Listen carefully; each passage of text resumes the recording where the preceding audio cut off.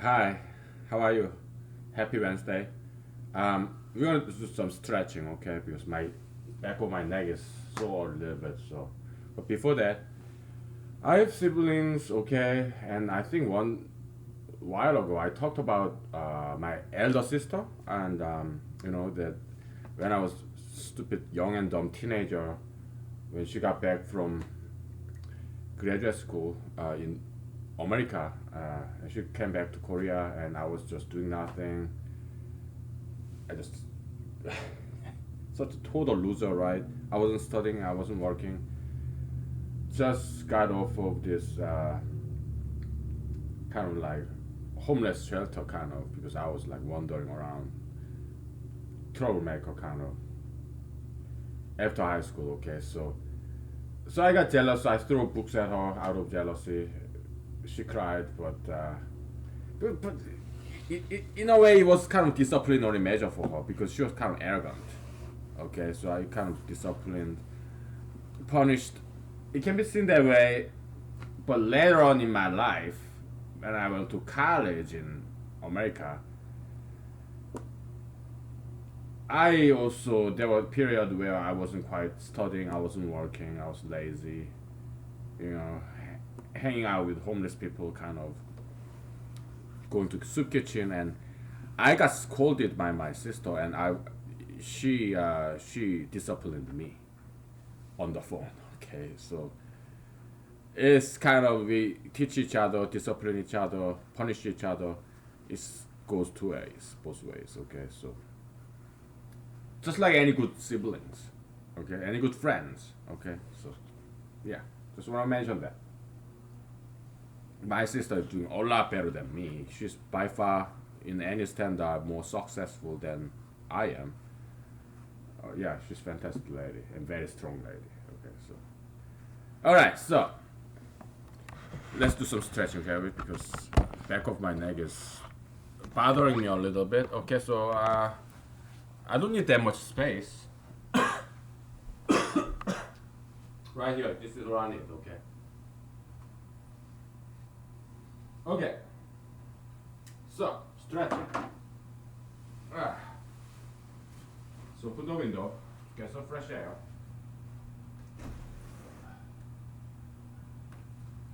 Ah. Ah. Yeah. Okay. This is like stretching. Ah. Oh. Oh. Oh. Ah.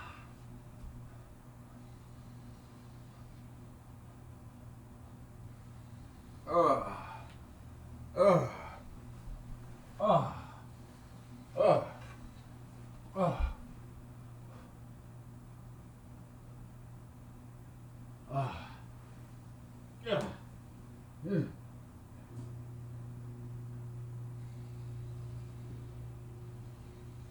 Ah.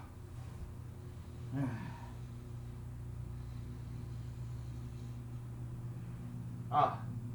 That should be good enough. Ooh. Oh. Okay. All right. So let's get the party started. Ah. So many different choices of vodka.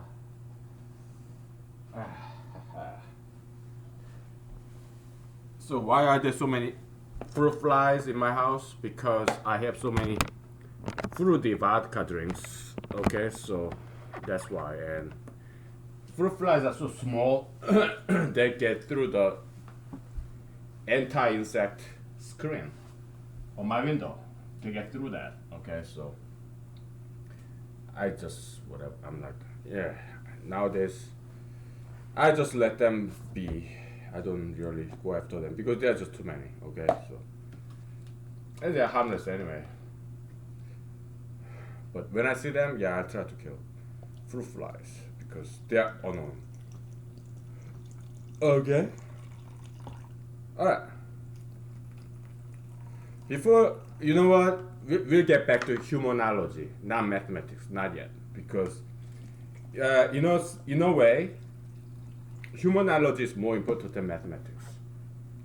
I mean, after all, its namesake, right? This is humanology series, so. But before we get back to humanology, we'll do linguistics. Okay? It's been a while since we did linguistics. Now, sometimes by linguistics, what we mean is this: if you know many different foreign languages, you get to see some patterns that goes across different languages. Okay, so that's the kind of linguistics that we do here. Maybe comparative or cross-lingual kind of cross-language kind of pan-linguistics. Let's call it pan-linguistics. Okay. So,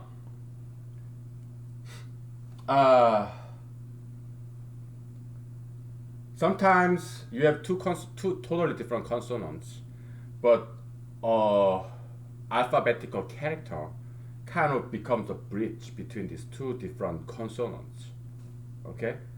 For example, in English, C, the letter C, it can be pronounced two different ways. It can be pronounced as K, like in Christian, C, right? Or crystal, C, can pronounce as K. That's number 3 consonant, right, at the back of my mouth. And C also can be pronounced as S, like science, or significance, importance, right? Yeah, police. Yeah, the C can be pronounced as S. S and K, there, S is number 2 consonant, like alveolar, right? K is like what's that? It's like vela. I don't know. I forgot the term. We just call it number 3 consonant because it's at the back. Number 2 alveolar. Number 1 like labial dental, but m. That's number 1. 1, 2, 3. Okay. So.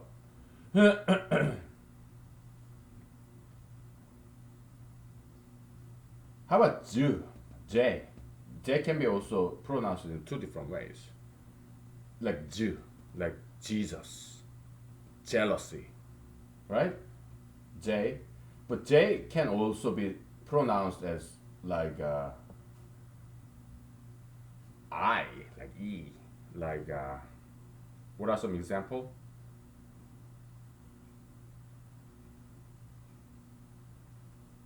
Maybe not in English. In English, J is always kind of Jew, but in some other foreign languages, yeah, J can be pronounced as E, like almost vowel. Okay? Or J can be pronounced as H. Like in Spanish, joven means young, I think. Okay? Or J can be totally silent too in some other languages. Okay? How about G? Letter G, it can be pronounced as J, like George, right? Or it can be pronounced as G, like galvanization, like or Gauss, or I don't know. Okay. So that's why sometimes, because this one letter G can be pronounced as a J, number 2 consonant, or G, number 3 consonant. Sometimes this J sound and G sound, they are interchangeable because they are often represented by this one letter. So J sound and G sound, they can be interchangeable across several different languages, related languages. Okay? For example, let me show you some example. George George, George in English name George.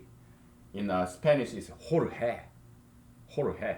Okay, so in Spanish that's name George. Okay, so Jorge is spelled as Jorge. Okay, so you have J and G, and also guess what? G in Spanish is also pronounced as H. Okay, just like J is. So G and J they are interchangeable, and not only that, the consonants that G and J represent they are interchangeable too. Okay. Okay. So you have like three islands, right? You have J sound, okay, and then you have G sound, and you have H sound, right? And the bridge between these two J, G, right? And how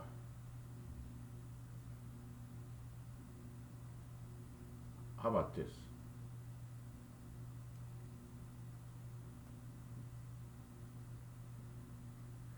The bridge between J and H is J, okay? Because J, letter J can be pronounced as J or H, and letter G can be pronounced as G or J, right?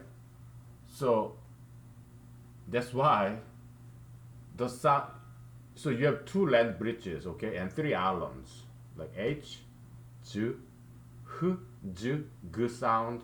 Let's say they're islands, and the letters.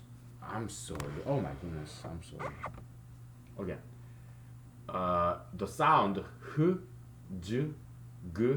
They're islands. Letters like J, G. They are the land bridges. Okay, because J can be pronounced as H or J. G, G can be pronounced as G or J. That's why these three sounds like H, J, G, they are all interchangeable, just like in Jorge and George. Okay, that's something very interesting. Okay, so what are some related words as George? Yeah, in German name, Georg, like Georg Cantor. Okay, or another German origin name, Gorky, Gerki, Georg. Yeah, it's all same thing. Okay, or even some English word like gorge, even gorgeous, gorge, like valley, or even country name like Greek, Greece. Probably they are all related. Okay. Okay. Why? Guess what? We have another land bridge. See.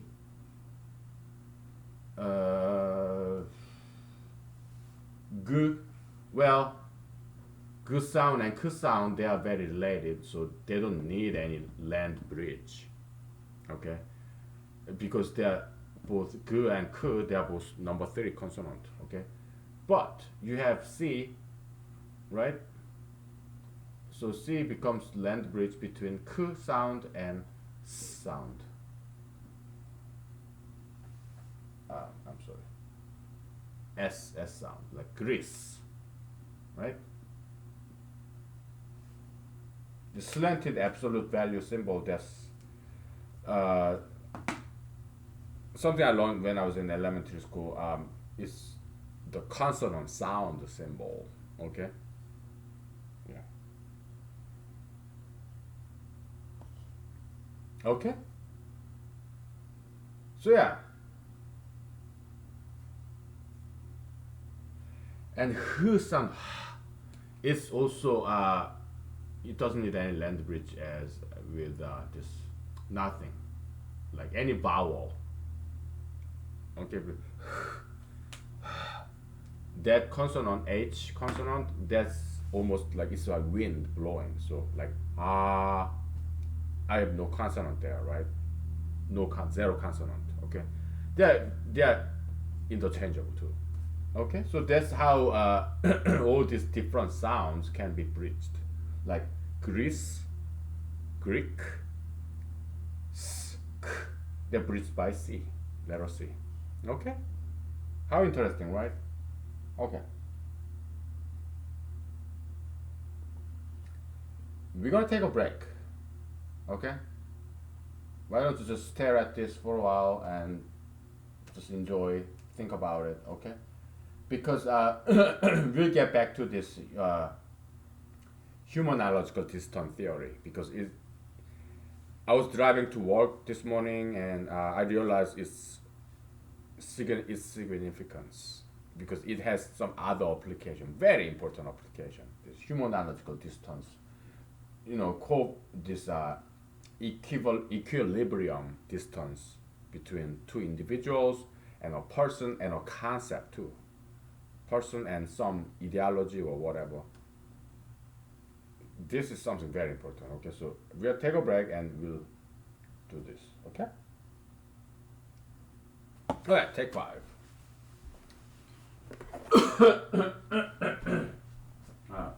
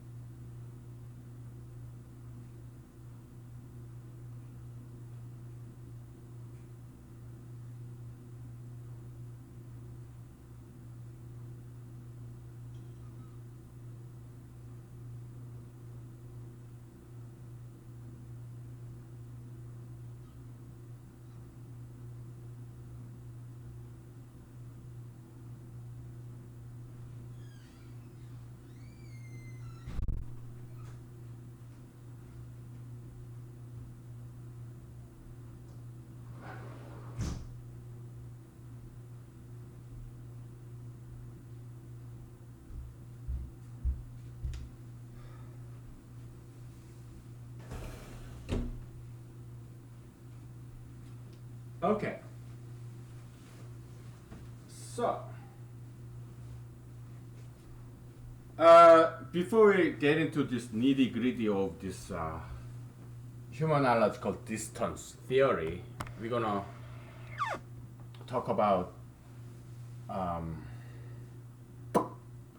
beauty, human beauty. Okay, it's like this. Jesus said, when you pray, don't like scowl. Oh, I'm praying. Jesus said, yeah, wash your face, put oil on your hair. That's what Jesus said. Okay, so humanological interpretation of that lesson is that we interpret prayer as labor. You pray to God, right? Do I pray? Oh, I pray every day. For whom? People I don't like, people who piss me off. Because Jesus said, that's what Jesus said. Yeah, pray for your enemies. Yeah, I pray that they repent and become better people. Like I do, and then yeah, I don't feel anger anymore. Okay, so yeah, Jesus is the best medicine. Okay, I do believe Jesus is the savior. Okay, I do believe so. As a Christian and also as a human being.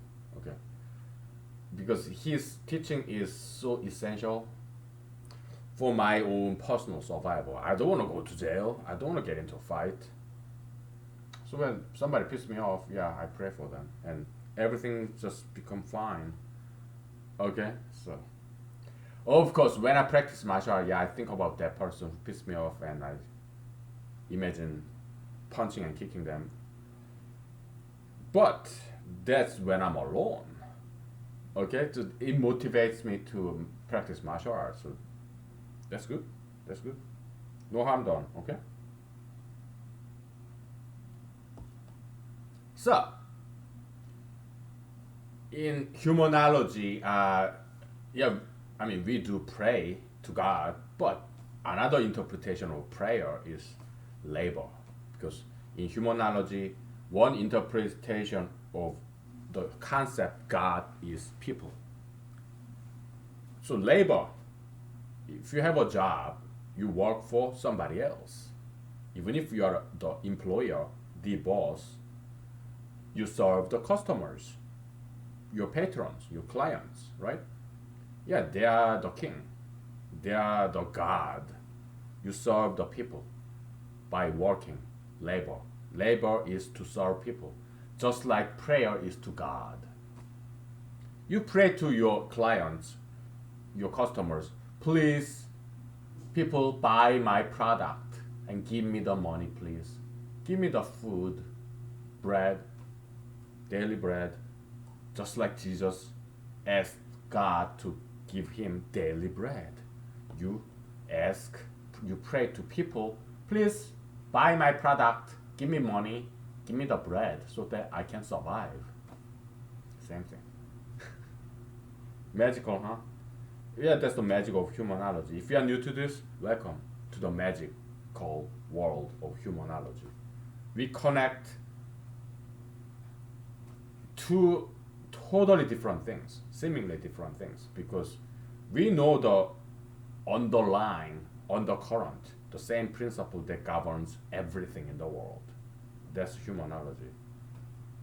It's like theory of everything, like, unified theory in physics that Dana Scully mentioned in X-File episode Improbable. What, season 6 or something? I don't know. But I'm a huge fan of that. That's Improbable is one of my favorite episodes of all time. Okay. I'm kind of getting chilly, so let me put on my long sleeve shirt.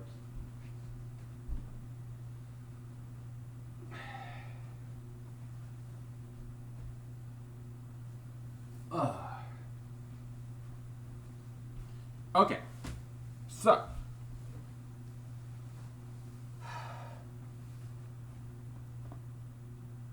prayer.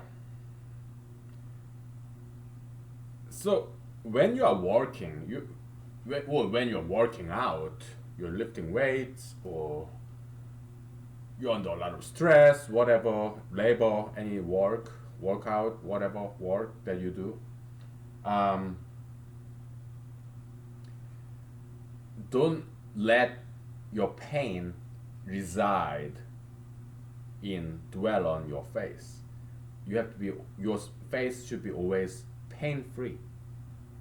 Your face should be always bright, wide, bright, big smile like hmm.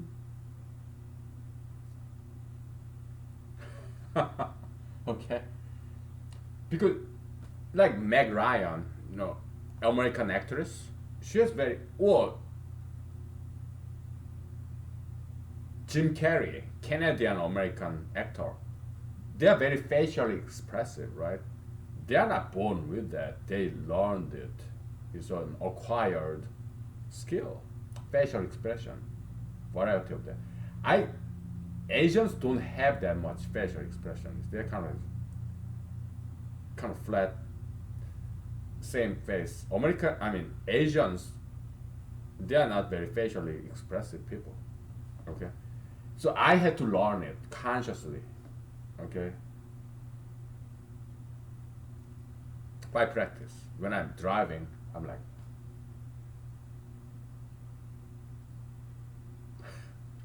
yeah, I exercise my facial muscle when I'm driving. Okay, so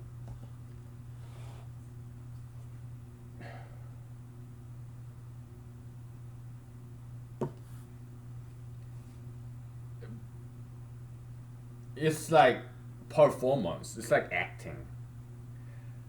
I used to do that when I was an actor or actor wannabe in Los Angeles. you know, I lived in Los Angeles for like what 3 years. Tried to make it as an actor, but I mixed success, right? Because I made a movie, right? And I did some small student film, local theater, yeah, community theater, yeah, mixed success. I call that a success because I had good time, met great people, I had fun, I learned many things. Yeah, I didn't become famous, but that's not how I define success. And how do I define success? Good education, character development, meeting wonderful people, having a good time, and be happy. That's how I define success. Happiness, good kind of happiness, and becoming a better person in character level, personality level, having a good experience. That's what I call success. That's humanological success. It has nothing to do with being rich, powerful, and famous. Okay? That's maybe it's micro success. Macro success would be you, after you accumulate a lot of wisdom, knowledge, then you share it with other people and contribute to betterment of other people. There will be macro success. But before that, you have to achieve your character, your knowledge, wisdom. After you achieve that, yeah, then you can share it with the rest of the world. That's what I'm doing. Because I learned enough. I'm 41 years old. I learned enough. I'm still learning, but I have learned enough, know enough to teach other people, and that's exactly what I'm doing here. Okay? So should you. If you know enough. Okay? If not, keep on learning. Okay? And learn from me. Alright? Okay. So yeah, be an actor in life, okay, actress in life. Yeah, perform, have beautiful costume, hair, facial expression, gesture, whatever, okay? So yeah, art imitate life, life imitate art, right? That kind of concept. Okay, let's get into nitty gritty of the distance, humanological distance theory. It's metaphysical distance theory, kind of. Uh, it goes like this. Okay. Uh, there are many different in humanology. There are many different kinds of distance. Okay. one of them that I thought about this morning is desired distance or desirable distance. Okay. Okay. Let's say there are two people. Okay. A and B. Adam and Barbie. Or Adam and Barbara. Barbara, Barbie, same thing, right? Adam and Barbie. Okay.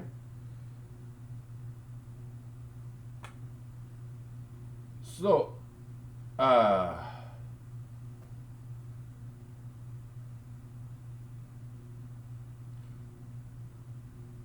Adam loved Barbie, but Barbie despises Adam.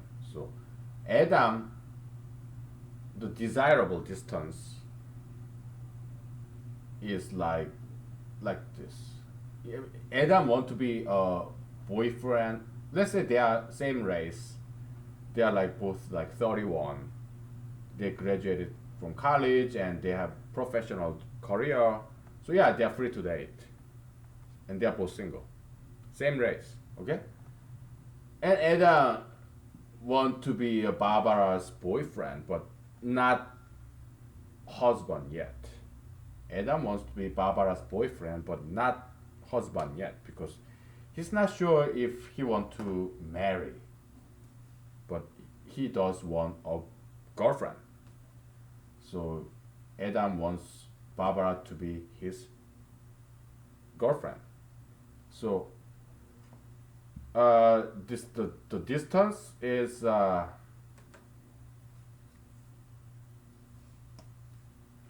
if you remember, distance is 1 over memory time, right? Okay. So if Adam marries Barbara, then Adam will spend a lot of time with Barbara because they live in the same house. So there will be a lot of memory time, meaning the time Adam spent perceiving Barbara, like listening to Barbara, thinking about Barbara, or watching Barbara, whatever.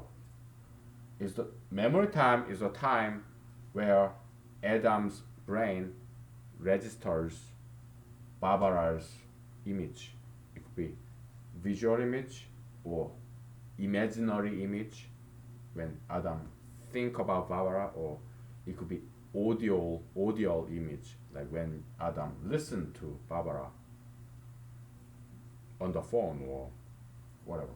Okay, it's memory time. Okay, so but Adam does not want to live with Barbara yet, but Adam want to spend time with Barbara, maybe on weekends, or weekends only.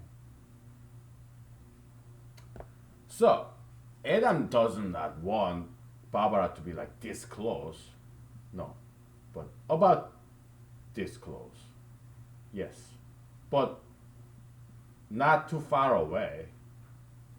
So that's the desirable distance, like distance from Adam to Barbara, desirable distance. Okay. Okay. Now, let's say that this is 1, 2, and 3. Okay. So from the desirable distance from Adam to Barbara is 2. Okay. But Barbara, oh, she despises Adam because you know my voice is not doing very well today. Somehow, so let's take a break because I need some vocal rest. Okay. I don't know why. It happens.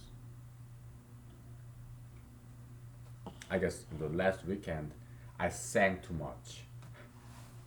I think that's why. Okay. We'll take a break, okay? Oh my goodness.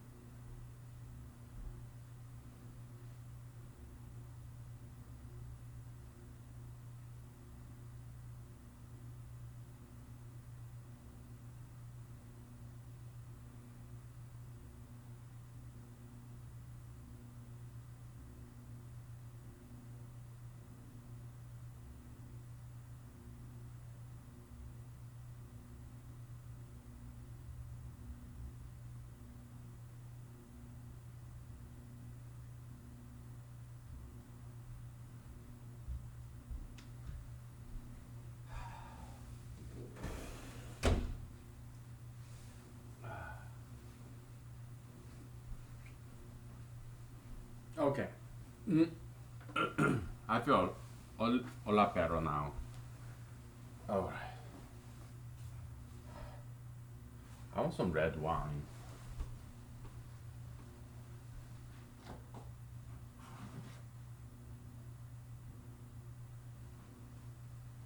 Good, good. It's good.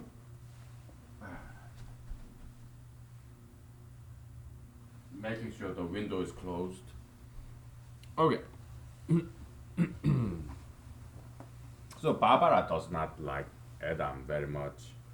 So the desirable distance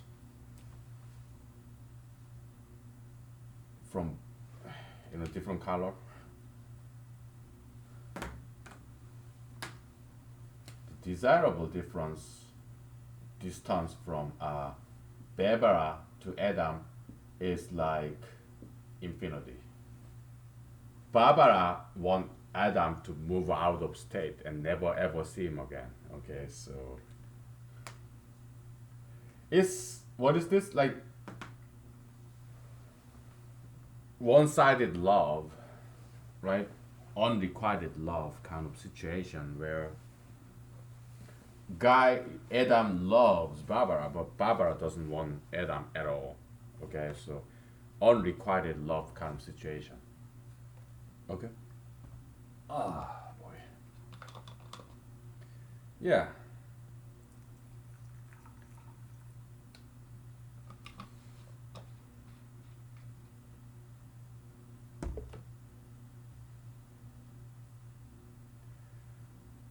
So it's not gonna happen. Okay. It's not gonna happen.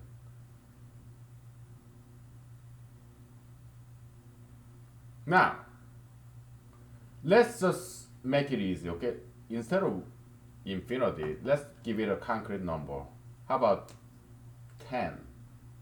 Okay? Barbara want Adam to be far away, but maybe Barbara doesn't hate him.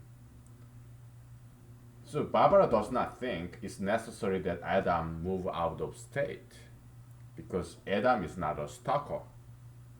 Adam doesn't bother Barbara. He just expresses his interest to Barbara. Hey, would you like to hang out with me? And Barbara said no because she doesn't want that. Maybe Barbara is nice. Oh, well, I got some plans this weekend, okay?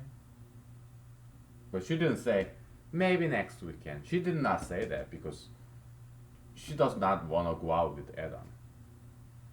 For whatever reason, okay? Probably because Adam is not rich, wealthy enough. Probably that's why. Okay? Alright, give me one second.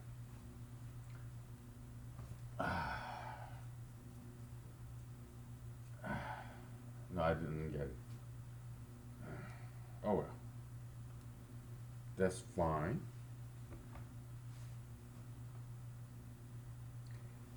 Yeah, I can't learn this new skill, I mean, on my own. So I grab it, right? But sometimes the fruit fly is still alive on my hand and they fly away when I open my palm. So what I do after grabbing, I squish it. But this time I didn't get it. Okay. So yeah, Barbara, she just want Adam to stop asking her out. Barbara thinks Adam is okay guy, but she does not find Adam attractive enough because Adam is not that wealthy. Because that's what girls want. Girls want some guy with a lot of money, power, and fame, right? Success, significance. That's what attracts women.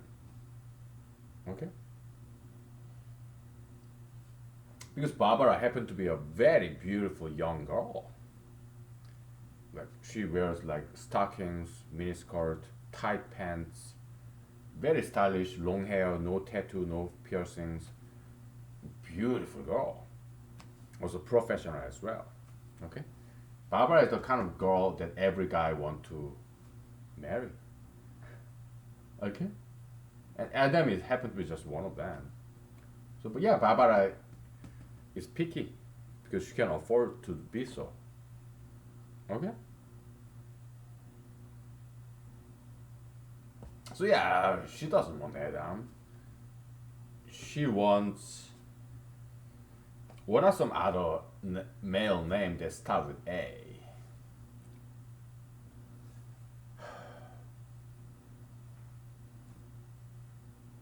Abe, like Abraham. How about that? Like Abraham Lincoln. Yeah, Barbara would rather go date with Abe, Abraham Lincoln. Okay, so because he's the motherfucking president of the United States. Yeah, he's married, right? Yeah. Oh, wait, young Abe, young Abraham, lawyer. Okay, and he was like also local politician. Oh, Barbara would love to hang out with Abe, right? Not Adam. But yeah, Adam is he's a professional guy, law-abiding citizen, so he noticed that Barbara doesn't quite want him, so he kind of and he kind of noticed that Barbara want to go out with Abraham. So that but Adam still wants Barbara. So what does he do then?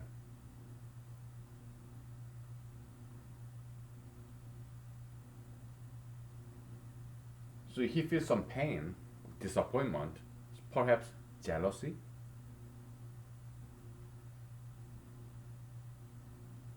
He has two choices. Oh, three choices. Choice number one. He become a criminal and raper and murderer, okay? Because he's angry at Barbara. That's choice number one. That's criminal, illegal. He will go to jail. Adam is smarter than that, so yeah, he reject that option. So no, I'm not gonna rape Barbara and kill her. No, I don't wanna go to jail. And I'm not a criminal. I don't have any criminal desire. That's not how I was raised. That's what Adam says. So yeah, no, fuck that. Fuck that. I love Barbara, okay? I don't wanna rape her and kill her. Absolutely not. So Satan, go away. I'm not gonna rape her and kill her. No. Fuck you, Satan. Get the fuck out of here. That's what Adam says. Now, let me grab my long sleeve shirt.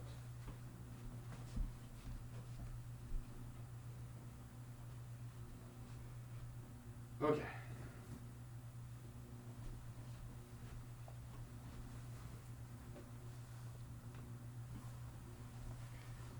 Alright.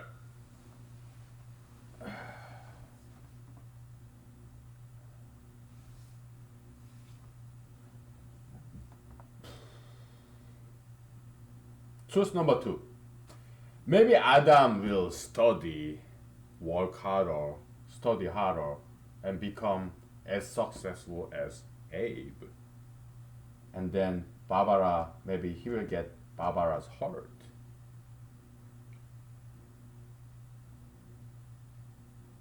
Okay. Now, so what's the pain level here? Is this feeling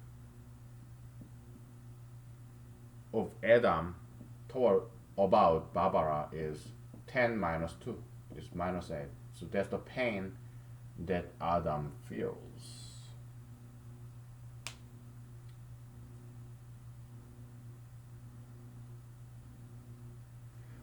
We are not going to call it feeling, okay, because we define feeling equation in terms of like more like gravitation kind of force way, right? So we call it emotion, okay? Emotion that Adam feels about Adam have about Barbara, yeah, it's a pain because disappointment, jealousy. Adam wants Barbara, but Barbara does not want Adam. Adam wants to be close to Barbara, close distance like distance too, but Barbara wants Adam to be kind of remote. 10. 10 miles. Huh? Kinda. Okay. Difference between the two, yeah, that's Adam's emotion about Barbara. So now we have equation, okay? 10, what is it? E, emotion from A to B is equal to uh, distance, desirable distance from B to A minus desirable, desirable distance from A to B. Fruit fly. I don't think I got it. Yeah, ninja turtles, teenage ninja turtles, man. These fruit flies.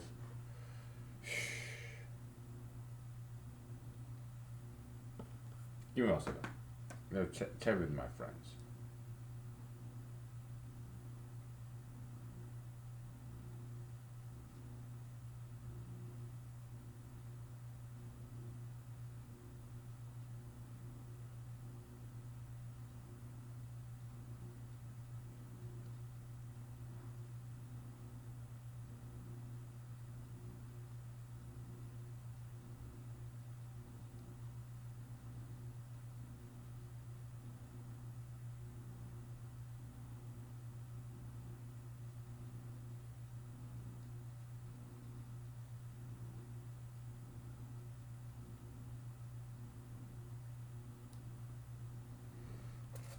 All right.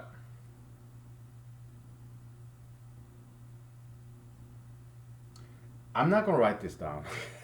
No.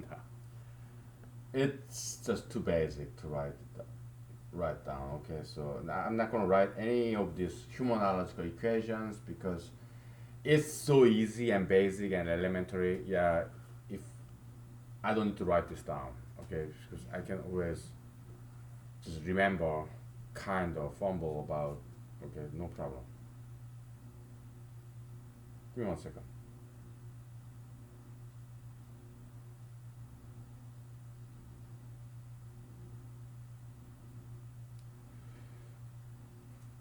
So,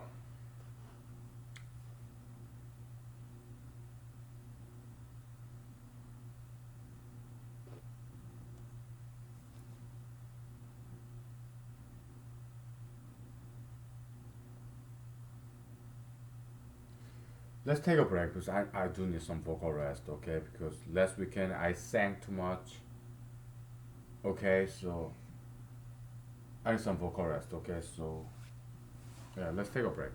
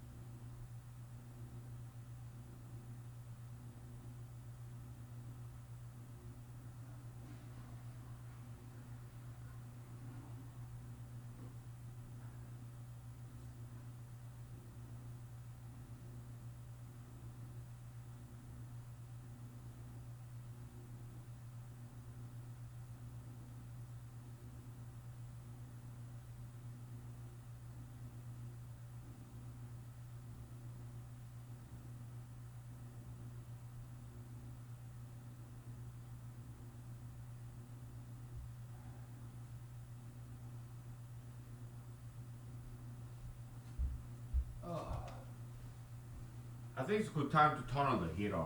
Okay, so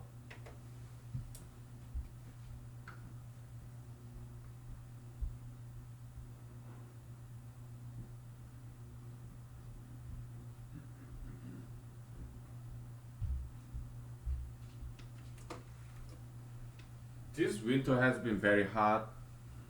I mean, this summer has been very hot, unusually so in Alaska. I've been in Alaska for 4 years, and I have never seen a summer like this in past 4 years in Alaska. So yeah, I do think yeah, global climate change is real. I do think that. Okay, but I'm not too worried about it. I'm not too worried about it. Okay, so we just need to deal with it. All right, we're not gonna stop using fossil fuel. I'm sorry, this fruit fly. It's my kind of martial arts practice to trying to catch these fruit flies. Okay. Yeah, we just need to deal with it because man, liberals, just like conservatives, they're so ignorant. Change is the only constant in the history of the universe. Universe evolve. Change is the only constant. It's kind of paradoxical statement. I didn't make it up. I heard about it, heard from somewhere else, and also you are as unique as everybody else. Okay. Again, I didn't make this up. I heard it from somebody else when I was taking biology class. Okay. Yeah. So yeah. What else? So yeah, Adam has many choices, many options here. But first option is rejected. Adam is angry at Barbara because Adam wants to have sex with Barbara. Barbara does not want to have sex with Adam, so Adam gets angry. So Adam one day decide to rape Barbara and kill her. Okay, so because Adam is so angry, some people do that and they go to jail. Yes, many rapist murderers, that's why they do those things because they want to have sex with this girl, but this girl does not want to have sex with him. So he is angry at Barbara, so he rape her and kill her. Many That's what murderers do, what they do. But Adam is not that guy, so he rejects that option. Number one. Option number two. Okay, Adam noticed that he's not good enough. He's not good enough for Barbara. He knows that. Okay? Because Barbara is high quality individual, HQI, or high value individual, HVI. Meaning, Barbara is young, slender, single, tattoo free, piercing free. That's the kind of girl every man want to marry, or date, or have sex with. Okay? Give me one second. Yeah, Barbara is very stylish. Okay? Give me one second.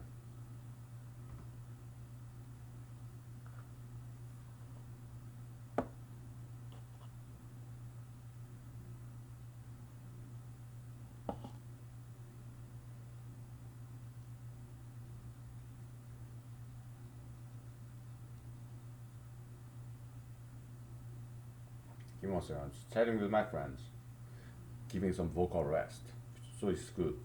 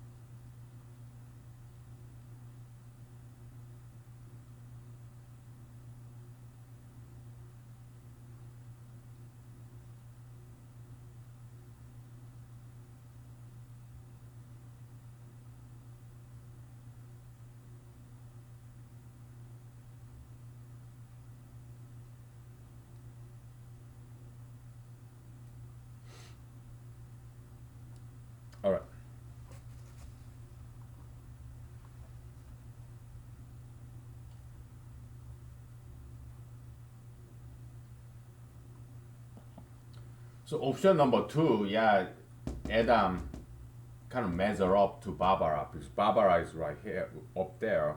Adam is down there. Barbara is very beautiful young girl, single girl. So everybody want to date Barbara. Adam is not making enough money to get attention, attract attention from Barbara. So Adam's option, second option would be, you know, go up there, study harder, work harder, and be richer, wealthier, so that he can get Barbara's heart, but it's gonna take years to get up there. After 3 years, let's say it takes 3 years for Adam to become the same level as Abraham that Barbara is now attracted to. It may take 3 years, 4 years. So what? That's fine. Why? Because you have to understand romance market, love, romantic love is substitutable, replaceable. If Adam works 3, 4 years, work and study, and become at the level or climb up the level, just climb up the social ladder to be Abraham's level, after 3 or 4 years, he can get a girl just like Barbara.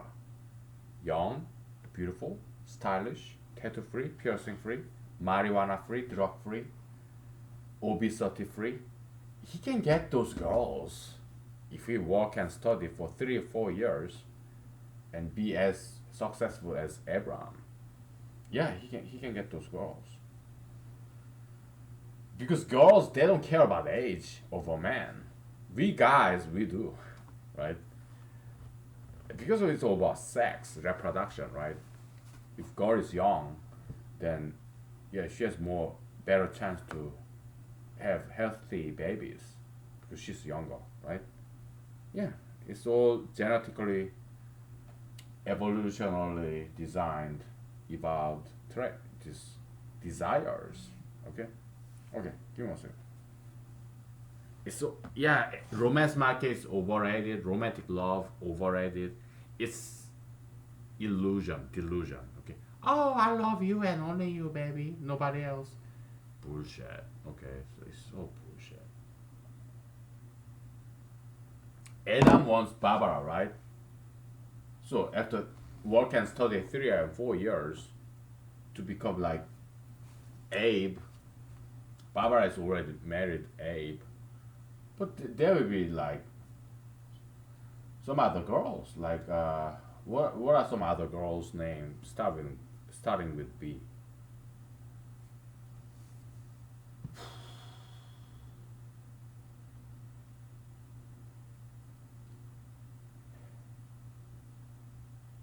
Bambi? How about Bambi?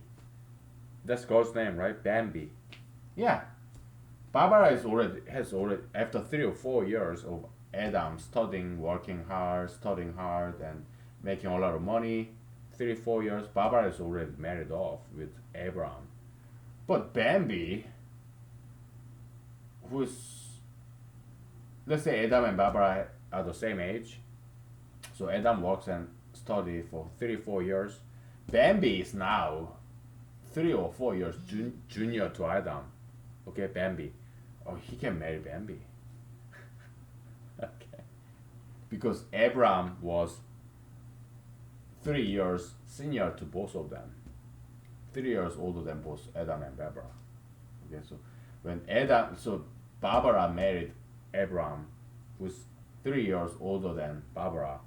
So after Barbara worked and studied very hard and became make the same level, socio-economic echelon as Abraham, now comes Bambi, who is 3 years junior to Adam. He can marry Bambi, who is 3 years younger than himself, Adam. So he just became something like Abraham, who married a girl who is 3 years younger. See what I'm saying? That's great, don't you think? We're gonna take a break, and because we need to think about potential energy, okay? Potential energy, EP, because this is something extremely important point. We'll talk about this later. I mean, after a break, momentarily. So, okay, so we take a break. Now I need to turn off the heater because it's getting too hot. Okay, so okay, we'll take 5. Okay. All right. Okay.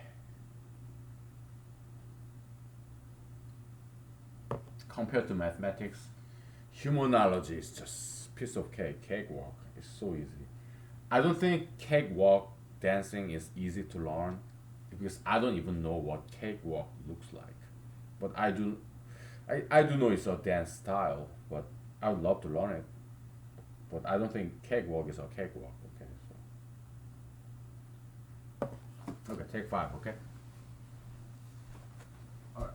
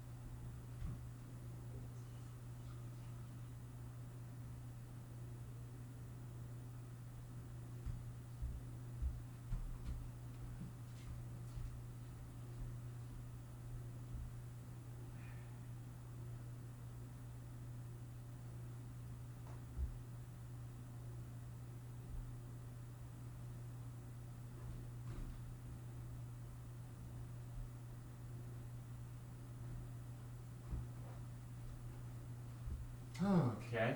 All right. Where are we now?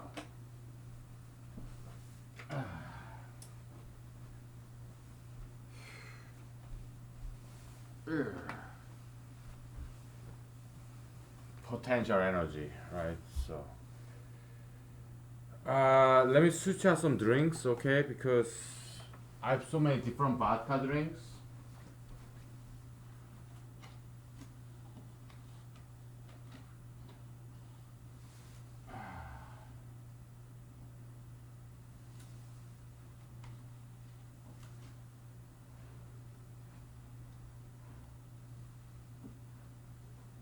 It'll be such a waste if I just have three cans of vodka in this whole episode because I got so much more kind of vodkas.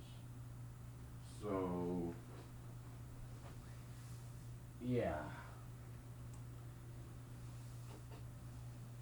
and I got a lot of vodka. Okay, so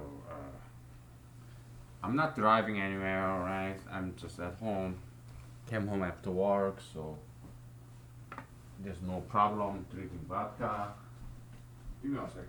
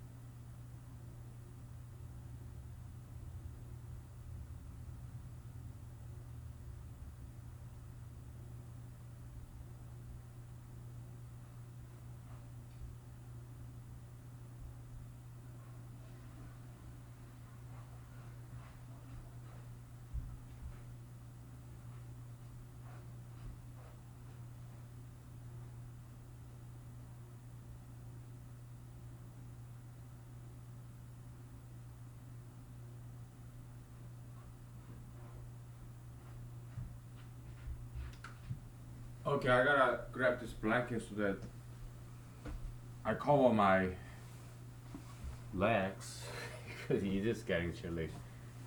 Oh boy. Okay. Uh, where are we now? Um, Potential energy. Oh, this is so important.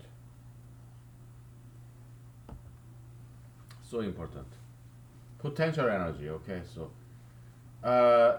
because this is such an important concept in humanological distance theory, we're gonna have to go back to physics and how they define gravitational potential energy. Okay, so it's not a cakewalk unless you know it already. All right, so but I have to assume that you don't know it. Okay, because this humanology lecture, I mean, this course series, I don't want to call it lecture. Okay, because I want it to be more interactive rather than just me talking. Of course, it's just me talking because I'm recording this and you are not here. Okay, it's just like Mulholland Drive says, it's all tape recorded. Okay, well, this digitally recorded, but whatever. So yeah, you are not here, so just me talking, not to myself, but to the camera. Okay, so but it's such an important concept. Okay, the potential energy. We're gonna have to step back and just cover the basics in physics. Okay. Okay. So please allow me all right, indulge me uh, to glean from what I remember, the little that I remember from physics classes in my high school, Korean high school, American universities, and my independent readings, reviews. It's like this. I mean, the way they did it in physics to define the gravitational energy is like, let's say you have this big mass m, Earth, a small m, a ball, okay, bowling ball, whatever. When the distance is infinite, the gravitational potential energy is zero. That's how they define that. Okay, it took me a while to understand and appreciate why they defined it this way. But it's a good model. Okay, yeah, it's tricky, but it took me a while to understand why they defined it this when distance is infinite. Okay, the potential energy. We don't have potential energy between big M and small m when distance is infinite is zero. Okay, because they defined this energy when the distance between m and big M and small m is d is equal to g minus g d over m times m. Okay, so that's how they defined it. It took me a while to understand this, okay, but it's a good, mathematically good definition. Okay, you don't have to define it this way. You can find some alternative definition, but mathematically, this is very nice definition. It took me a while to appreciate it.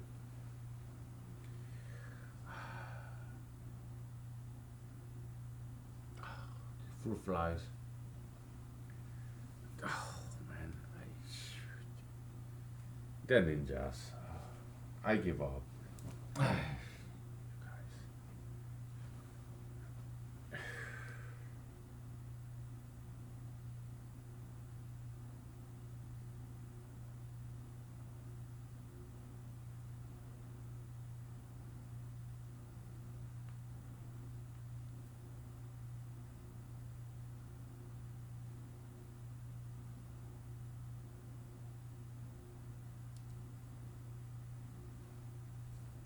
All right, so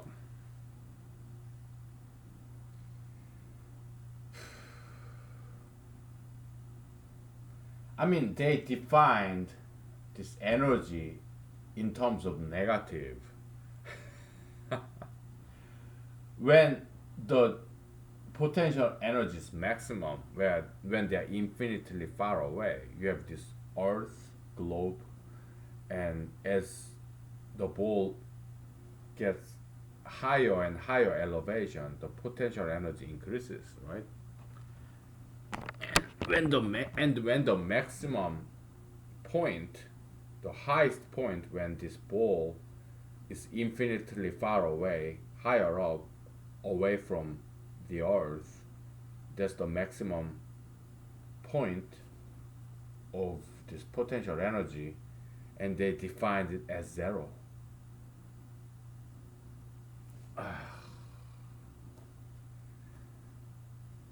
These fruit flies, one day they may end up driving me absolutely insane and crazy. Okay, I hope that doesn't happen. Of course, I'm joking because I kind of enjoy doing this. Woo! I'm not gonna go insane. I hope not. Just kidding, okay? Because I do enjoy this martial art exercise.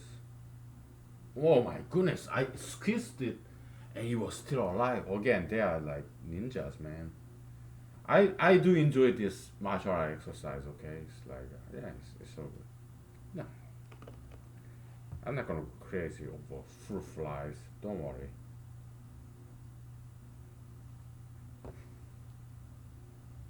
But it's a good storyline.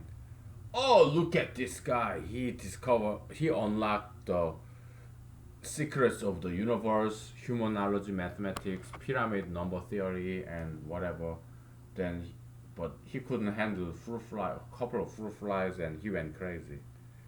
I mean, that's a good storyline as a novelist, right? But nah, don't worry about it. I love practicing martial arts, and I love insects. The reason I came to love science is because I love insects. Entomology. Jean Henri. Jean Henri Fabre, French entomologist. I read his biography when I was in elementary school. Okay. Yeah, translated in Korean. Okay, so I need some vocal rest. So we'll take a break, okay? Yeah. All right. Take five, okay? Okay. I love insects, so they're not gonna drive me crazy. I love them, so. Okay. Let's take 5 minutes break. Okay? We'll tackle on this shit.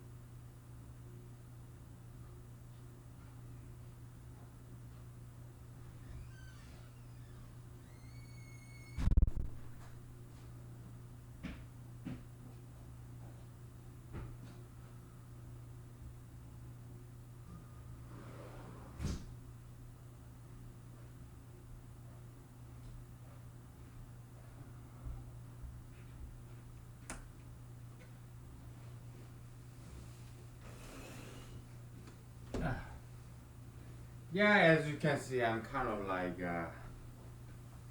buzzed up with this all this vodka.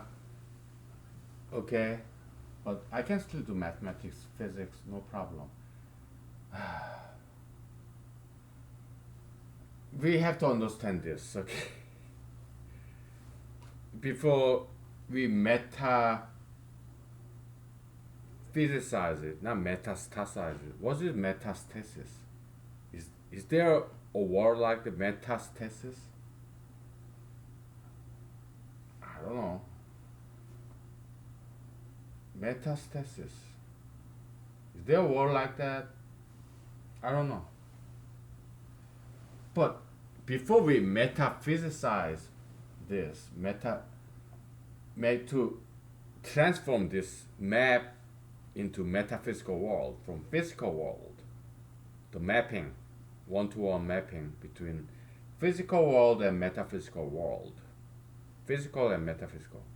Before we metaphysicize it, make it more metaphysical, we have to understand the physics. That's what I'm trying to tell you. Okay? Hey. It's a lot of work, man. The humanology is pain in the ass, dude. But it's enjoyable, though. But it's not anal sex. We, as humanologists, we oppose anal sex. That's unhealthy practice. Whether you are gay or straight, you should never do that because it is stinky, dirty, gross, and also it can injure the ass fucky. Are you an ass fucker? You shouldn't be because it's very, very unhealthy practice. It's sodomy, okay? Whether you're gay or straight, okay? So, okay. And no child pornography either, okay? Because, come on. They're not women yet, young girls, underage girls, no child pornography, okay? You shouldn't do that, okay? So let your children grow. Come on, what are you thinking? What the fuck are you doing, okay? You shouldn't do that, okay? So say no to child pornography, okay? But you shouldn't do that because it's not good for them, okay? They're just too young. They're not women yet, alright? So okay.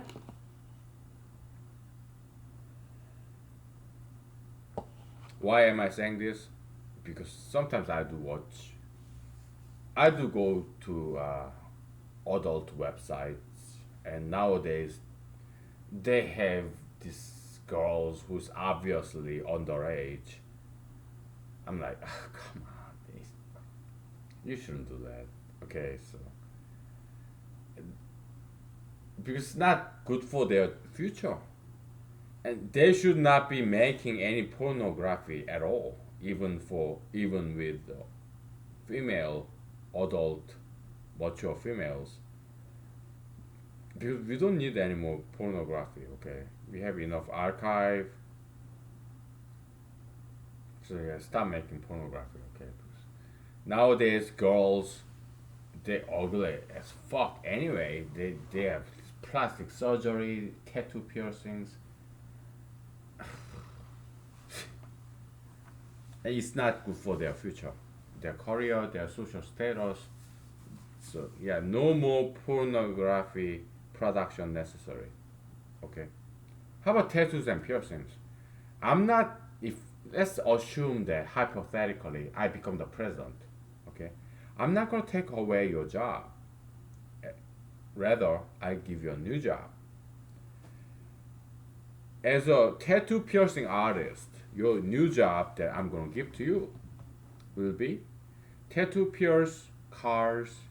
You got job skills of carving, piercing. Yeah, tattoo pierce your people's cars, cell phones, tablets, laptops, whatever.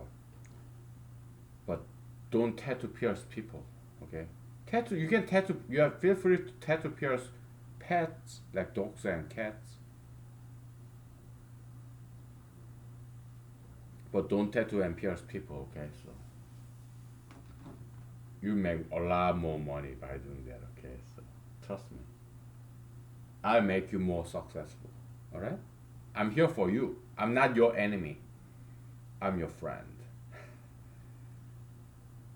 I'm your savior. Well, not exactly, because you are my savior too. Because you're gonna vote for me to be the president in 2020 November. Okay? We're gonna save each other, alright? So it's all good. Yes, I'm drunk. But I can do physics, okay? So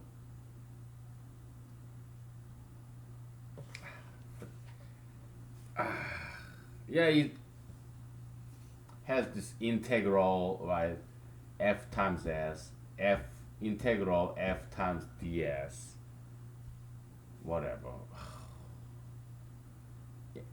But yeah, it does make mathematical sense. I get it. Okay, so they call it binding energy, negative energy.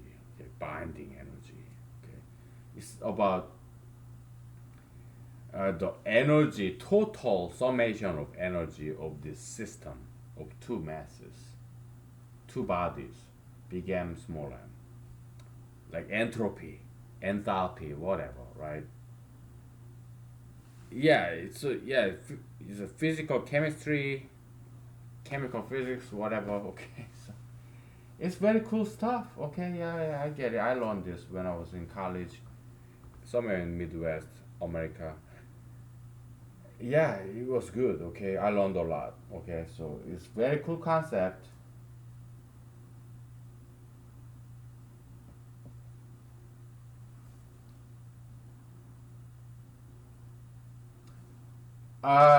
Forget about all this. Okay, so let me make it simple for you. Okay, let me break it down for you. How much time do we have? 1 hour and 20 minutes. Let's take a break because I need some vocal rest. Okay, so take a break and I break it down for you. Okay,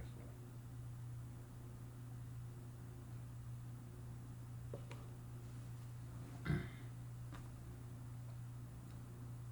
fruit flies, man. Alaskan fruit flies. They're like Alaskan fish.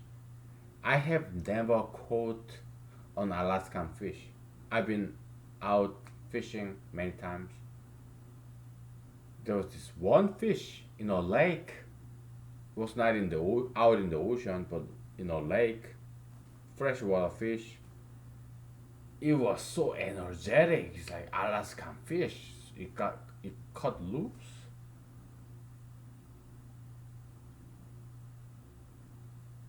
Maybe it was like what? I don't know what kind of fish that was. Landlocked salmon or railing. I don't know. Okay, but it cut loose. So I have not caught a single fish in Alaska. Shame on me, right? Yeah, I know. Such a shameful fact. Okay, we're gonna go take a break. I give you one assignment. Okay, so big M. Okay, small m. Distance, center of mass, distance is infinity. Okay, so energy between big M and small m when the distance is infinity is zero. Okay, and then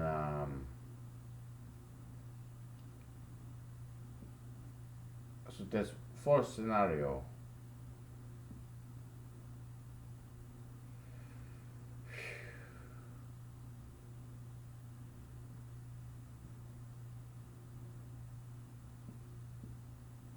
Center of mass distance. Okay, let's say this is d. Okay, so energy, potential energy, gravitational potential energy. Okay, between big M and small m when the distance is d is g is gravitational constant. It's, ignore it. Okay, so it's given by minus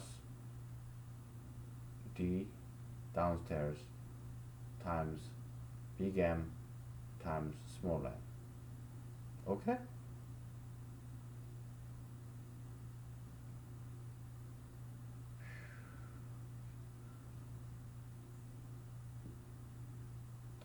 Okay, my quiz to you is this: calculate the difference between the two. Okay, from here to here. Okay, this is a delta E is what? That's my quiz. We're gonna take 5 minutes break, and I want you to think about this and then tell me. Okay. I need some vocal rest. Okay. Yeah, I sang too much last weekend, so karaoke, home karaoke. Okay.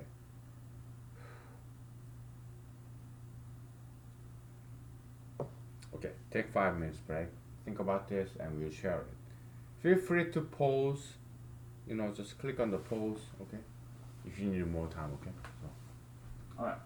Take 5 minutes break. Okay. All right.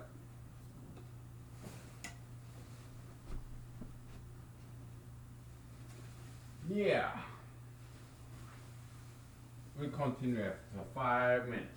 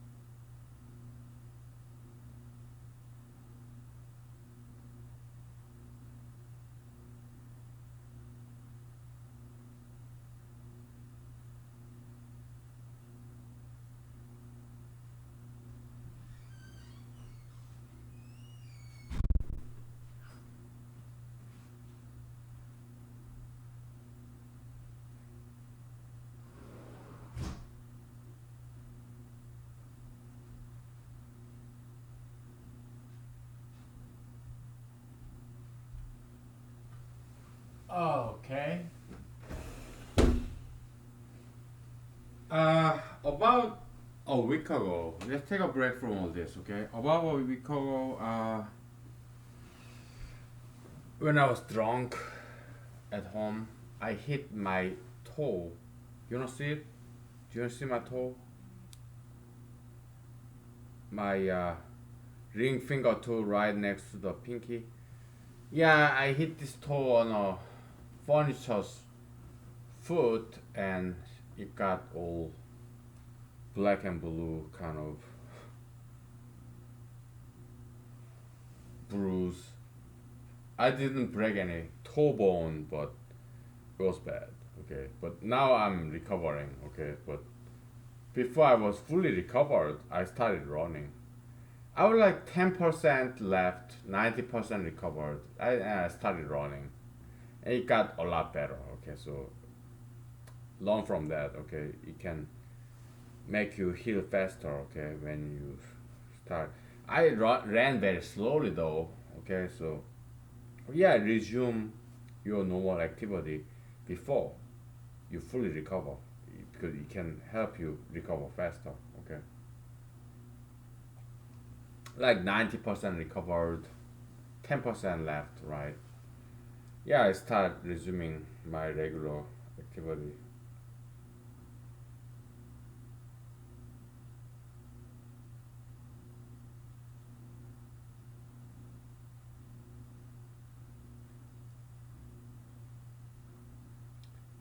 Check texting with my friends.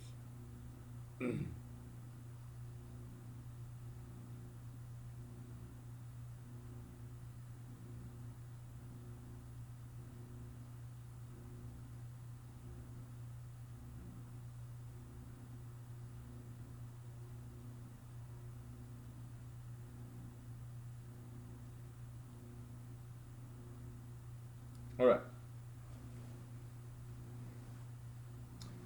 So what's delta A? Ah, it's easy, right? Oh boy.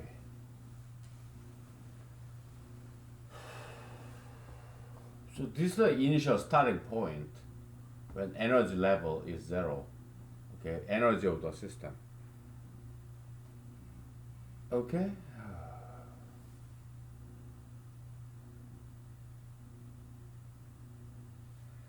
Okay, before we get there, let's make some simpler example. Okay, your big M, Earth, and small m, a ball. Okay, so here your potential energy EP is 10. Okay, it drops like halfway. Okay, EP is 5. What's delta E? Let's say EP1, EP2. Okay, so what's the delta E is equal to uh,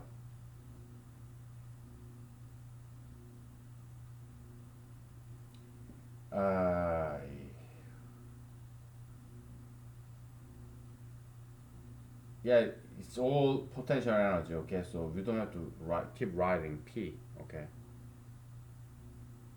uh, the ball drops. Okay, so delta E potential energy. Okay, and maybe we have to write it. Okay, potential energy is 5 minus 10. Okay, is minus 10 minus 5. Potential energy is lost because when the ball was higher up and it falls down midway, 10 to 5 is lost. Potential energy used to be 10, now it's 5. So the change in potential energy is negative 5 because 5 calorie is lost. 5 joule, whatever unit you prefer to use. Okay. So yeah, there's some loss in potential energy. Yeah, it turned into kinetic energy, right? But yeah, potential in terms of potential energy is lost. It's spent by this velocity increase. increase of speed. Okay. So what is this delta E? Okay, so it's E2 minus E1. So this guy minus 0, so it's this guy. Okay, so I just give you the answer. Okay, so it is um, minus m over d minus 0, which is 0, right? So yeah, so there's net energy loss. Okay, that's all we're gonna do. Okay, that's enough. All right, we're not gonna do some integration. Yeah, I had to do it when I was taking this class in university physics somewhere in the Midwest in America. I had to do this. I didn't do this in Korean high school. Yeah, it may be Korean high school, but it's still high school. So, but when I was in college in America, yeah, I had to do this. Okay, so integration, blah blah blah, F times delta D ds.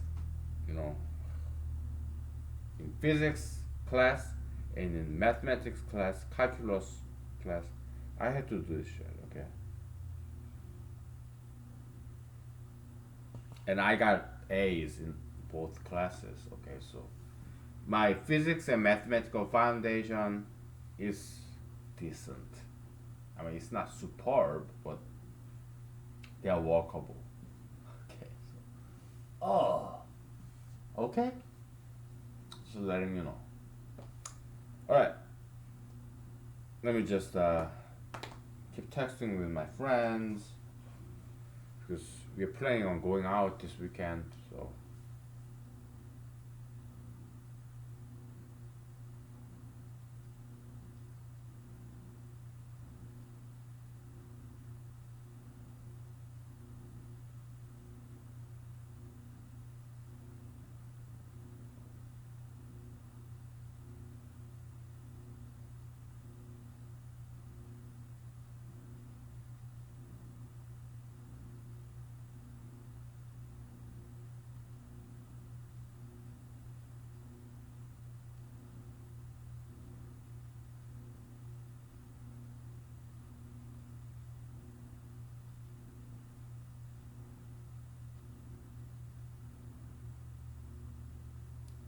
All right. Okay. So. Boy. It's this. Okay. So forget about everything we talked about physics. Okay. So let's think about romantical setting. Okay. So Romeo and Juliet. You have Romeo and Juliet. Okay. Shakespearean English. You have Romeo and Juliet. Okay. Oh, I'm Romeo. Oh, I'm Juliet.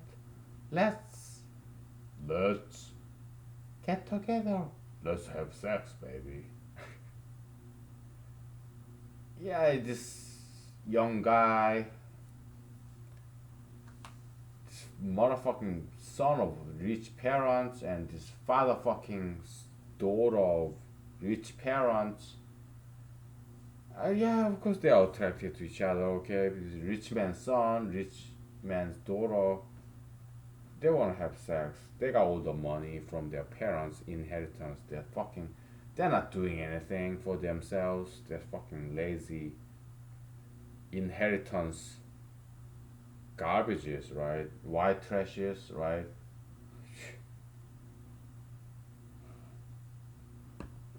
Inheritance white trashes, right? Oh yeah, we wanna get together, okay? So, but they want to be together, right next to each other, kissing, hugging, having sex on the same bed.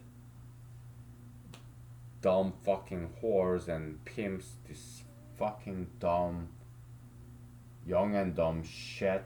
They just wanna fucking have sex, young and dumb. They don't know fucking shit about the world, life. They're just blood and bone animals. They just want to have sex. Romeo and fucking Juliet and fucking Romeo, okay? It's not just white people, blacks, Asians, Hispanics, you name it, okay? All this bullshit.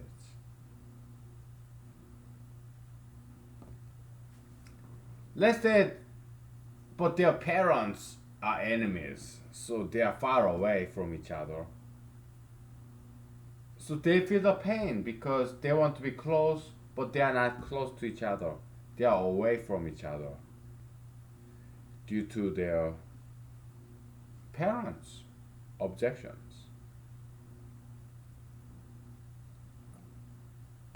So Romeo feel the pain of being away from this girl that he want to be close to. But he's a well-educated man, so he's not gonna kill his parents, kill Juliet's parents, and start having sex with Juliet over their dead parents' bodies. No, Romeo is not like that. He's very well educated. So what does he do? He write a song. He write a poem, love letters, literature. Okay, that's Shakespearean or Victorian play, moralistic, ethical. That some of you may find very boring. Okay, so they sublimate, sublime, the sublimate. They transform their pain into art and literature. Romeo may be a painter, so yeah, he paint Juliet. He write about love poem for Juliet, or he write a novel. Maybe that's how Shakespeare was. I mean, these fucking LGBT activists, they say, "Oh, William Shakespeare, he was gay guy." I don't think so. I doubt it. Okay, so yeah, you can convert negative copium into positive copium because you want to neutralize your pain and suffering by something positive to alleviate, lessen, mitigate your pain. Okay? When I was in Korea, I read this Indian, South Asia, India of Mahatma Gandhi, Nehru, Indira Gandhi, whatever. Not Mahatma.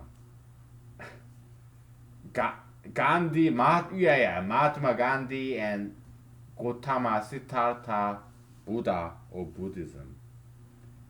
Yeah, I read Indian mythology, and there was this Indian goddess who shed tears, and these tears became animals or flowers. Okay, so yeah, the pain of tear, this tear from the pain, you can sublimate.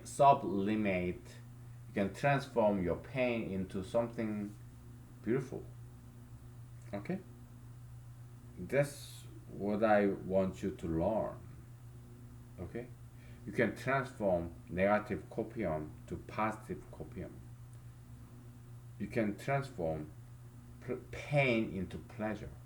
It's like God in Bible turning curse into blessings.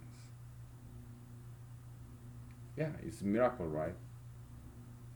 I want to believe that shit. Okay, it's religion. It's not science, but in humanology, it's both science and religion. Okay, because we put them together. Humanological first equation in humanology is this: humanology is equal to religion and science. Okay. How much time do we have? 50 minutes. We'll take a break and we'll get back to this. Okay. So potential energy. It's such an important concept. Okay. Okay. We'll take a break and we'll continue. All right. Okay. Take 10 minutes break, okay? Uh, yeah, I'm drunk, right? So what? I'm at home, you know.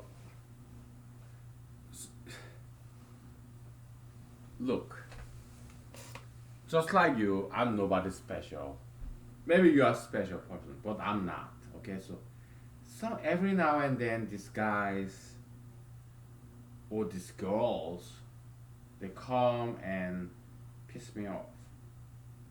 I'm like, yeah, okay, whatever. Okay, you're the boss. I'm running for president. Okay, so I'm running for president. So you're my voters. So you're my boss. So I tolerate that. But when I'm alone, I'm like, ooh, ooh. Okay. Yeah, I pretty much think of them again. So, shh. Take 5. Okay.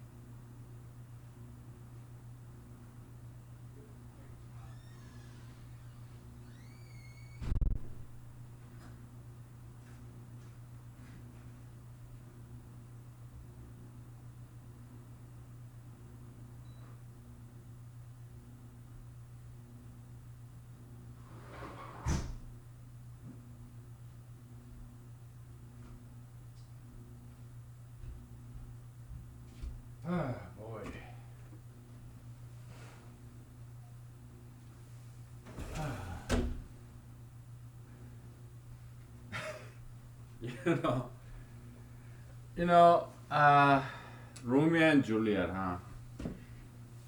Potential energy. Okay, we have 30 minutes left. So, but before we get back to this humanological theory, let's get back down to earth for a second, okay? Because right now it's like September already, September in 2019, and I read the news all about murders, Americans killing their fellow Americans. Again, America's enemy is not without, it's within. Chinese, Russians. Okay, you're conservative Republicans. You hate China, right? If you're Democrats, you hate Russians, right? You hate Iran, North Korea, whatever. But they're not killing Americans. It's Americans killing Americans. So enemy of Americans is not without the American borderline. It's within American borderline. It's only Americans who's killing Americans. President Trump, he shake hands with what Prime Minister of Israel, Netanyahu, whatever, when Americans are killing each other. That's how fucking stupid President Trump is. And you're gonna vote for him again? I'm not. No. I'm not. I'm gonna vote for myself. Because when I'm the president in 2021 January, I will not spend a single iota or single calorie of my energy, single second of my time, single iota calorie of my energy shaking hands with fucking foreign people. No, no. My focus will be America. Stopping this Americans killing Americans, okay? I'm gonna put a stop on all that shit.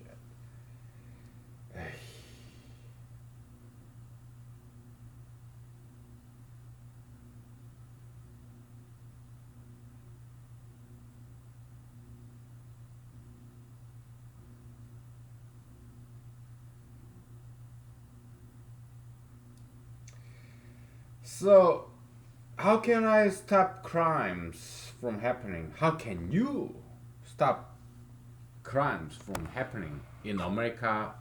And I'm sorry if you are not American, then in your own country, okay? Because I used to be Korean, I used to be American Korean, half and half, because I used to have dual citizenship, but I lived in my half of my life in Korea, South Korea, Seoul. Okay, so I used to have dual citizenship between Korea and America. Okay, now I'm America in America, and that's why I'm full blown American citizen. That's why I'm saying in that tense, okay, point of view, American point of view, because I live in America. Okay, so but we are in humanology, so it's applicable to any other countries. Okay, if you are, happen to be international audience, thank you for being here with me. Okay, I'm in Alaska, America. Okay, so the biggest state, but the least significant. Okay, so we are kind of outback there, outback country, boondocks, boondock saints, whatever. I live like a hermit, some in a sense. Okay, so yeah, I like that kind of recent Star Wars movie. There's this martial art trained brunette girl handing out this lightsaber to this what Luke Skywalker, who lived for many decades as a hermit. Maybe that can happen to me one day when I'm 70, 80 years old. Maybe they'll give me the presidency. I don't know. Whatever. I don't care. Okay. So how do we stop all these crimes, yeah, you need to care about people, okay? So last weekend there was this Texas guy, Odessa, Midland, Texas. I've been to that town, believe it or not. Let me talk about it. About 10 years ago,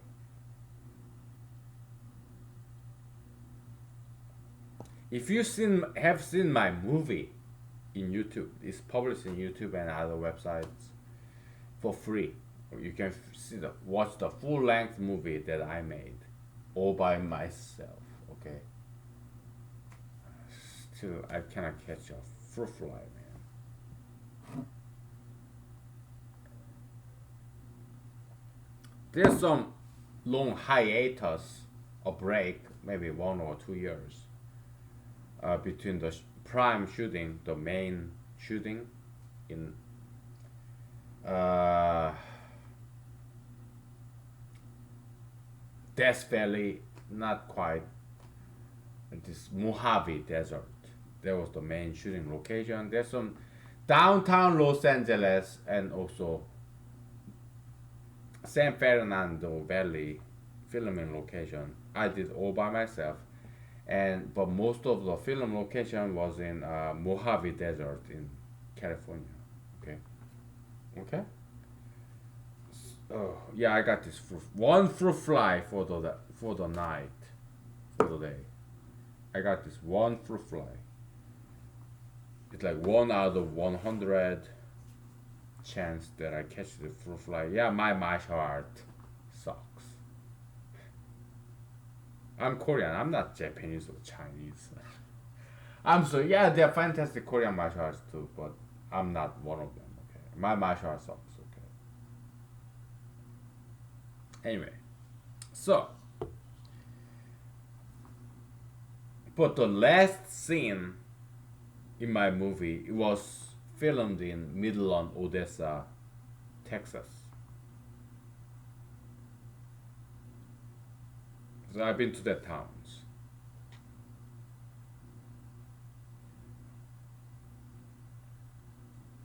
That's why I was so sad. This massacre, okay, it happened where, in a town in Texas, West Texas, that I have been to. Okay, so because I have some kind of personal connection to that town, West Texas. Okay, I felt very sad. Okay, so this white guy, he had this big smile, but his eyes are kind of dead, like that Las Vegas shooting. This accountant, this CPA retiree, was gambling in tech, Las Vegas, Nevada. Like dead eyes, like you cannot see his eyeballs or iris or pupil. It's like dead eyes. Right?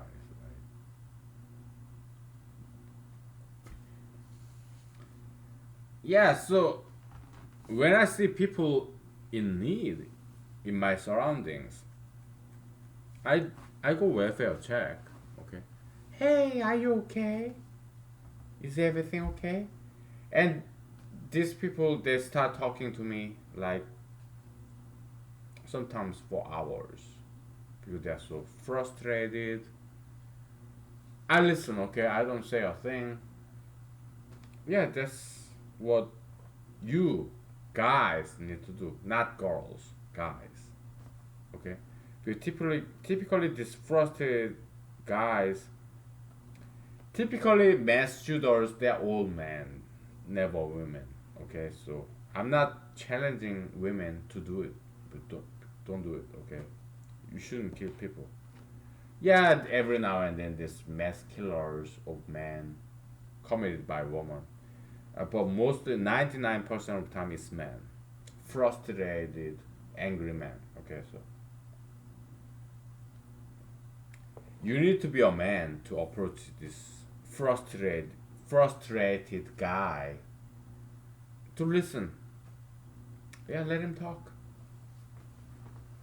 Show them that we care. That's one way to prevent mass killings in your town, in your neighborhood. Okay? Do I do it? Yes, absolutely.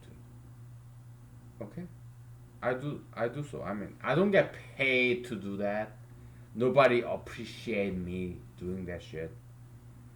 But I'm a Christian. Jesus said, "Hey, I'm Jesus. I'm Mr. Jesus. What you do to the least of all these people is what you did to me." As a Christian, I do that shit. I listen to these people, angry, frustrated people. I just let them talk to me. I don't like doing it, but as a Christian, I take it as my duty, obligation.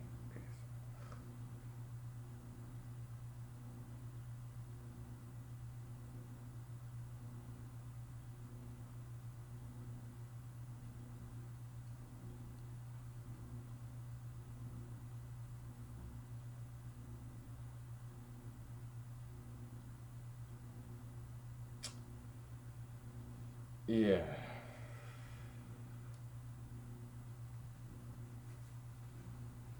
Yeah.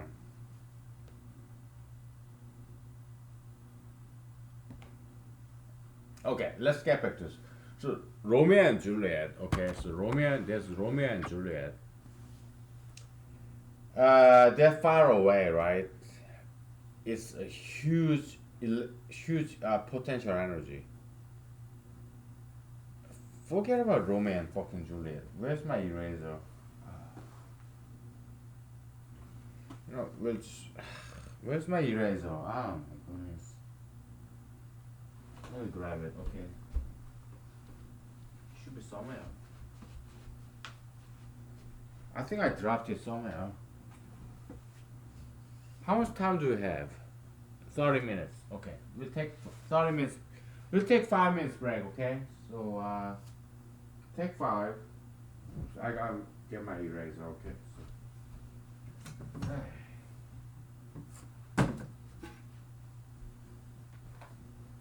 So. Here. Take 5 minutes break. Okay.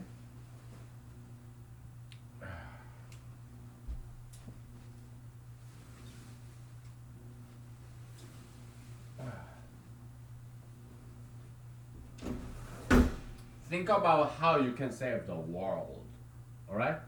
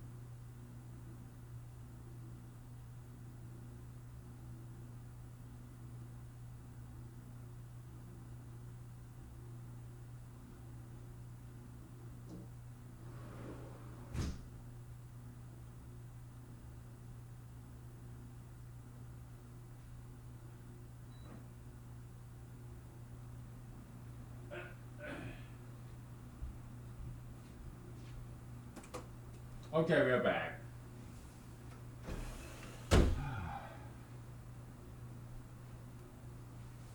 Yeah, let's turn the heat off.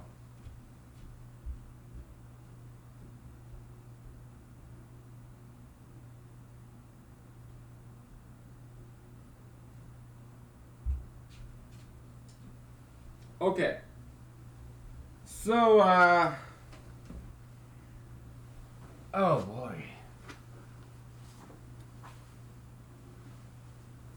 Yeah, forget about the Romeo and Juliet. Okay, they're two people. Okay, they are like, yeah, okay, a man and a woman. Okay, so Romeo is far away from Juliet, right? But Romeo want to be very close to Juliet, right? So it has this huge potential energy, like sexual motivation, right? Oh, Romeo, he want to have sex with Juliet, but he can't because there's this wall, border wall between Romeo and Juliet. So what does Romeo do? He's an educated man, so he's not gonna kill his parents and kill Juliet's parents. But because he's not a criminal shit, okay, so he's educated, more disciplined, refined man. He's enlightened, civilized man. So he wrote a poem that's Shakespearean novels, Romeo and Juliet. Okay, so that's how Shakespeare wrote Romeo and Juliet. Okay, so he's not fucking faggot.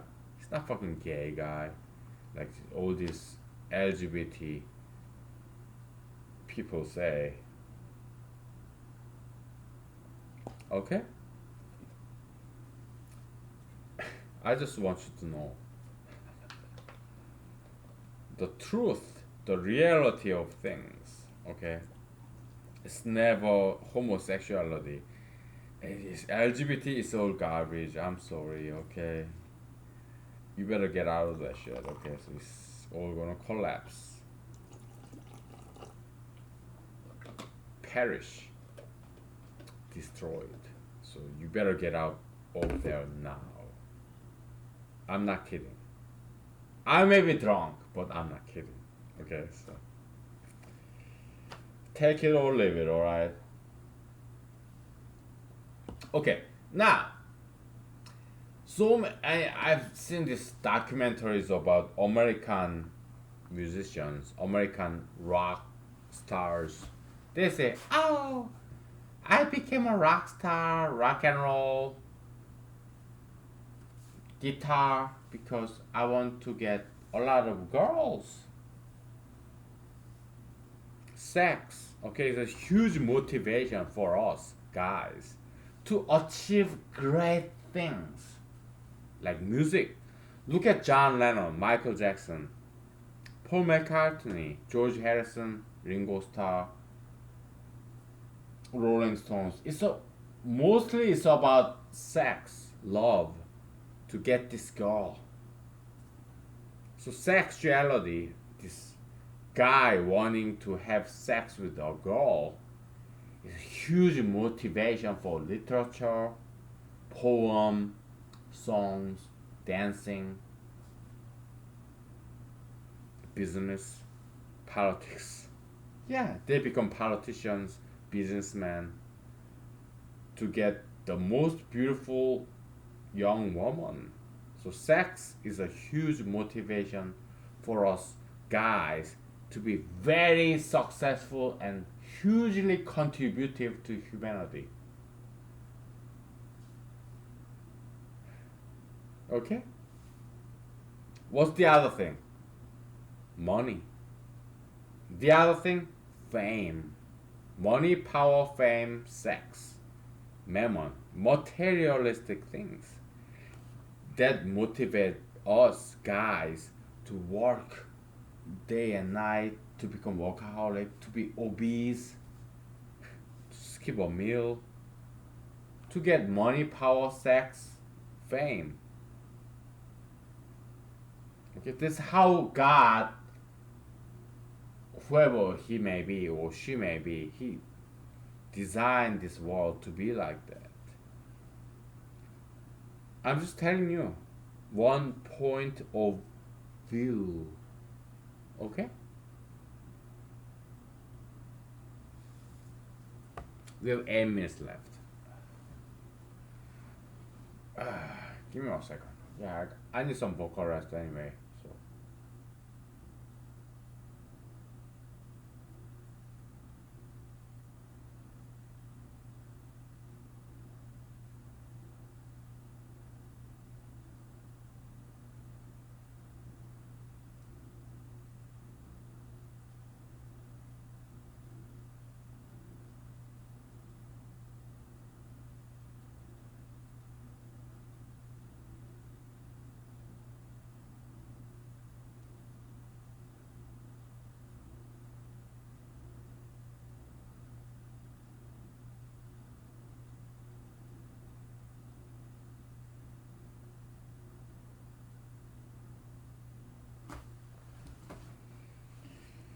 so okay. How much? We have 7 minutes. Okay, it's not too bad. 8 minutes. Okay. So let's say I'm here. Okay. Some person, let's say some person, Peter. Okay? Peter wants money. Okay? Peter wants money. Peter wants money to be very close. But money is not a person, it's a chattel, it's a concept or copium, whatever. Okay? Peter want money to be very close, but that's the desirable distance, right? It's a DD, desirable distance, okay? But the real distance, okay, DR between Peter and money is so far away, okay?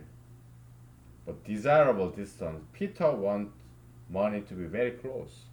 He wants all $1 billion to be under his bed, not in a bank account. No, he wants cash piled up in $100 bills under his bed. That's what Peter wants. Okay, but that's his desirable distance. But in reality, real distance between Peter and money is far away. And that's what motivates Peter is the potential energy. Now you get it? Do you get the full picture here? Isn't that back there so pretty? Like blue. Oh, Alaskan September night. It's so pretty. Beautiful. Blue trees. Curtain in between. Okay, it's beautiful. Alaska. Oh my goodness. It's God's blessing. It's so beautiful. We have 5 minutes left. 4 minutes left. Okay. So, Peter wants the money. Peter wants money nearby, but it is not nearby. Peter desires money to be right next to him. He wants to hug this $100 bills in his pillow, in his bed. He wants to swim in dollars, but it's not there. It's just his desire. In reality, money is so far away from him. Sucks to be him, right? Pity on him. He has two choices. Two choices. Is he gonna break the law, break the morality, ethics, and steal money from other people? Is he gonna home invasion, commit murder, burglary, robbery, and steal money from other people? Maybe he may. If a computer program hack into somebody else's account, fraud, lie, misrepresentation. And that's one option, but that's criminal. He will go to jail for that. Second option, will he study and work in a legitimate, legal, ethical, moral way? It will take more years, more time. Because if you do that in a legitimate way, he's not cutting any corners like criminals would. Okay?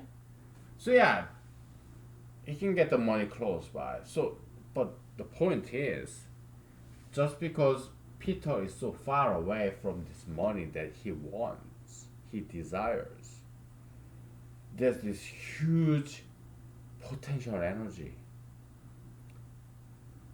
because they are far away, like Earth and the ball, far away. The farther away, more potential energy there is.